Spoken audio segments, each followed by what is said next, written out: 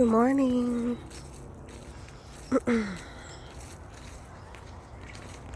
So, I'm making a quick video so you can hear. You can hear the early birds. And actually, it's not even that early anymore. It's about 8 o'clock.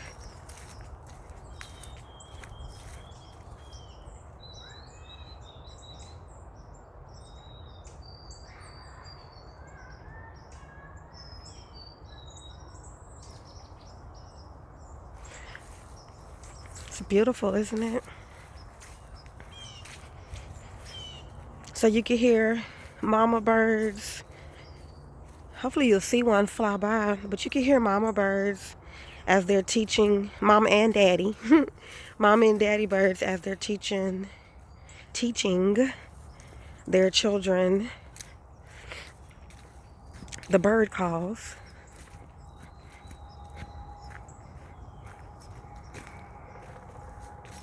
Oh, I hear a woodpecker. Listen.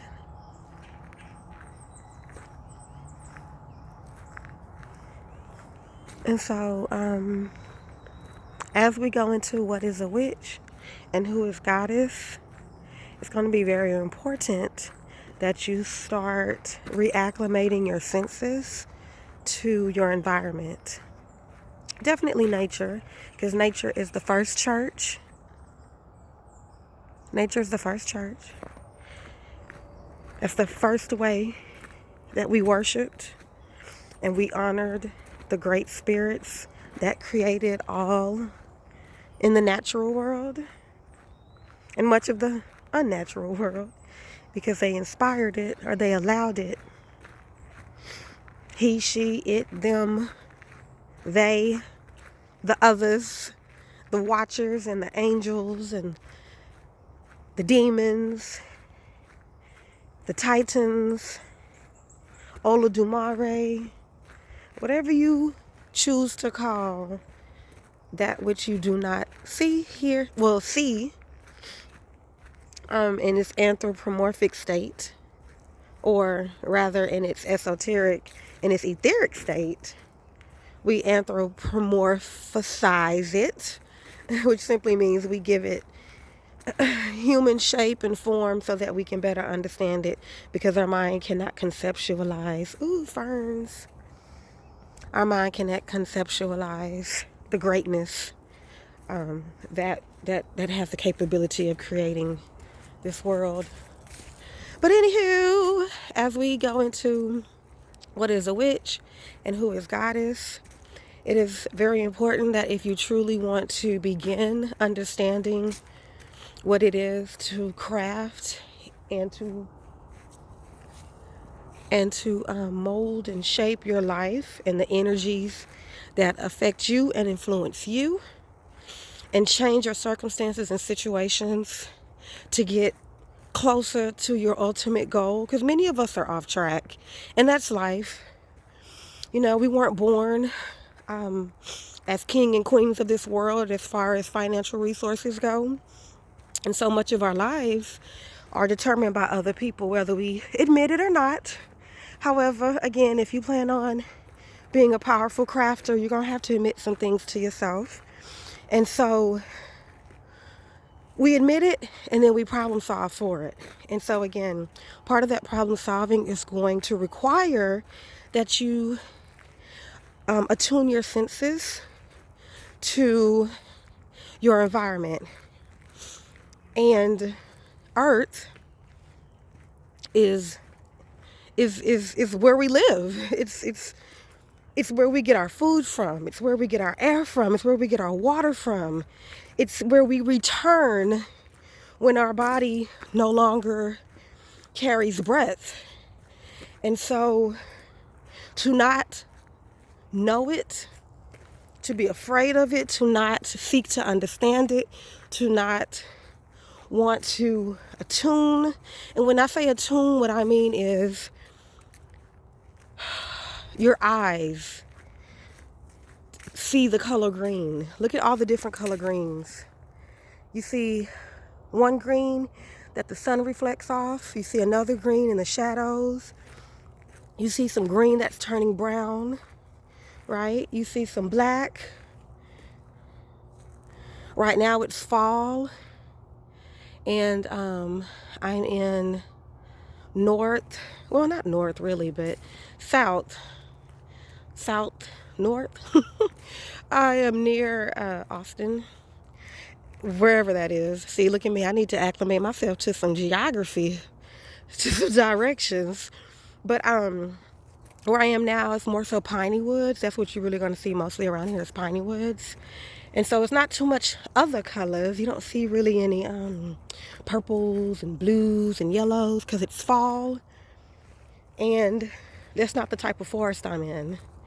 But you see the greens and the browns and some of the yellows, right?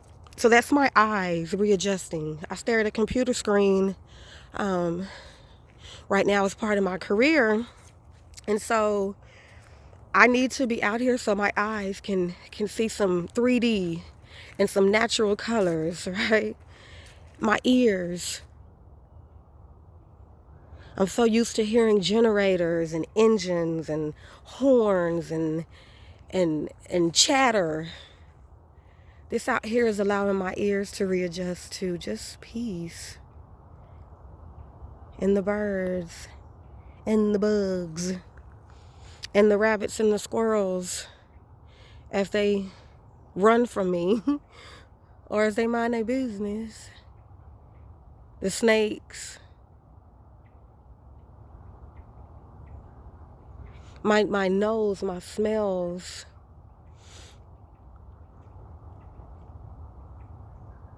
I live in Houston, so, you know, the ozone layer and air pollution is a real thing. So out here, though, I can get some fresh friggin' air. Some fresh, blessed air. How about that? I can get some fresh, blessed air, some natural air, right? All these plants around here are giving unto me as I return to them with my carbon dioxide. And my tastes right now, I'm fasting. I'm doing some liquid juice fasting just for today, or just for this weekend rather. I do plan on eating this evening, but yeah, just water, clean water. And I see some more people coming. Clean water and juices and salads. You know, do some foraging. Eat some fresh greens from the earth and some berries.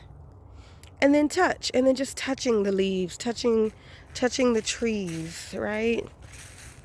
Pulling down some of these vines, pulling down some of these branches so I can craft with them at home or just bring them into my environment. Pick some flowers if I can find some.